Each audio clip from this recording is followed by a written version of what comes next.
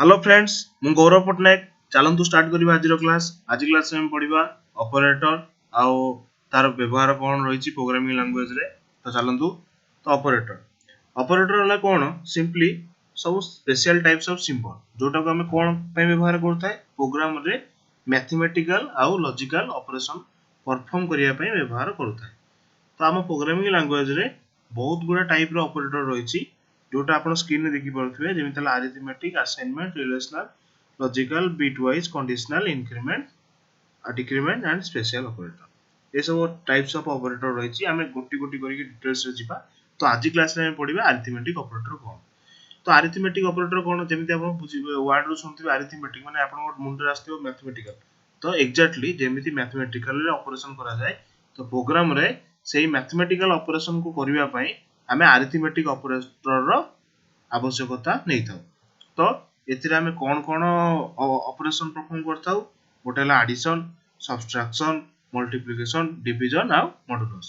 ये टेबल टा आपण देखि परथिबे एडिशन पई प्लस सिंबल यूज करा जाय सब्सट्रैक्शन पई माइनस तापर मल्टीप्लिकेशन डिवीजन मॉडुलस पई सिंबल सब यूज करा जाय।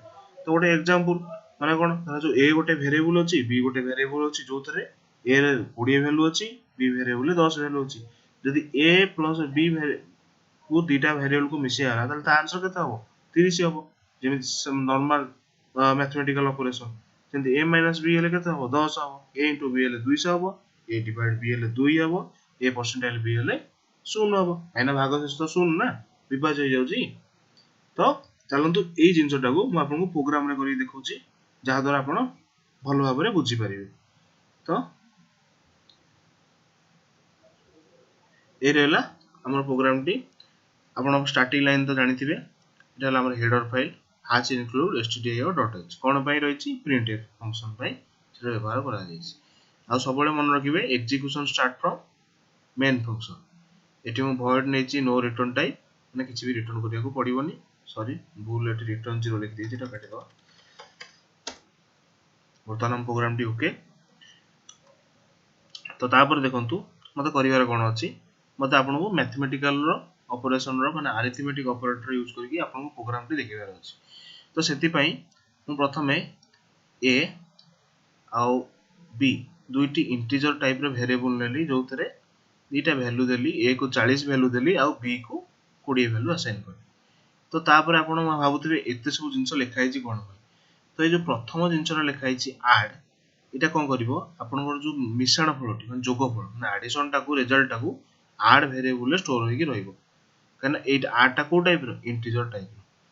तापरे लिखाइ छि सब माने आपनकर सब्सट्रैक्शन रो रिजल्ट टी को सब भीतर स्टोर कर रखिबो। तापरे मॉल लिखाइ छि तो मॉल रे एमयूएल रे कोन हबो आपनकर मल्टीप्लिकेशन रिजल्ट स्टोर होई कि रहइबो। तापरे लिखाइ छि डिव तो एथिरे आपनकर कोन हबो डिवीजन रिजल्ट स्टोर होई कि रहइबो। तापर लिखाइ छि मोड एथिरे आपनकर मॉड्यूलस रिजल्ट स्टोर होई कि रहइबो। तो तापर लाइन देखंतु एठी कोन हला add equal to a plus b या अर्थ कोन हला एठी कोन हबो ना आपनकर 40 मिसाण 20 केते हला 60 60 टा एटा इक्वल टू केते हबो आपन इक्वल टू एटा केते हबो 60। तो ए जो 60 ए 60 टा एटा कोन हबो ए ऐड को असाइन करा हिची केमिति असाइन हला आपन एठी देखंतु जो इक्वल साइन टा यूज करा हिची एटा को प्रोग्रामिंग लैंग्वेज रे कहै जाय असाइनमेंट ऑपरेटर। ये कोन करिवो जहां भी राइट साइड रे थिबो ताको लेफ्ट साइड रे जो वेरिएबल थिबो ताको असाइन करिवो ता काम हला ए। तो तापर सेकंड लाइन रे कोन लिखा हिची a - b तो कोन a - b a रे वैल्यू केते होची 40 वर्तमान माइनस केते 20 तो 40 - 20 केते हबो 40 - 20 20 हबो।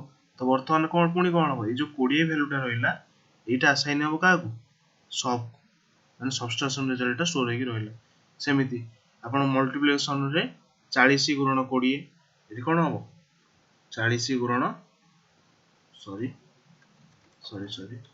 40 गुणन 20 ता आंसर टा स्टोर होई कि रहइबो। तो एठी कोन हबो 40 हरण 20 ता आंसर टा स्टोर होई कि रहइबो। एठी कोन हबो 40 आपनकर मॉडुलस 20 तार भाग शेष टा स्टोर होई कि रहइबो। तो वर्तमान कोन हला एई सब वैल्यू ए आपणकर देखुथिबे वेरिएबल सब स्टोर होगी रहला आड रे सब रे मॉल रे तापर div रे आउ लास्टटा मोड रे बर्तमान ए वैल्यू हमें कैलकुलेशन कर दिले हमर मैथमेटिकल ऑपरेशन सरी गला बर्तमान ताको हमें डिस्प्ले करिया ना तो मैं आपन कहइतिली डिस्प्ले पय भी हमें कोन व्यवहार करता प्रिंट फंक्शन व्यवहार करता तो से प्रिंट भितरे बर्तमान एडिशन रिजल्ट डिस्प्ले कले सेमती सबट्रैक्शन रिजल्ट डिस्प्ले में लिखिले तापर मल्टीप्लिकेशन रिजल्ट डिस्प्ले में लिखिले तापर डिवीजन रिजल्ट डिस्प्ले में देखिले और लास्ट को मॉडुलस रिजल्ट डिस्प्ले में देखिले बर्तमान ये रहला प्रोग्रामटा सिंपल प्रोग्राम आको बर्तमान मैं आपको रन कर देखौची तब जेमती आपन को कहितली प्रोग्रामटा रन पय कोन करिवे मु जीसीसी कंपाइलर व्यवहार करछि आपन जो कंपाइलर भी चाहिले व्यवहार करि परिबे तो प्रोग्राम ना देछि मु operator O P E R A T O R operator 1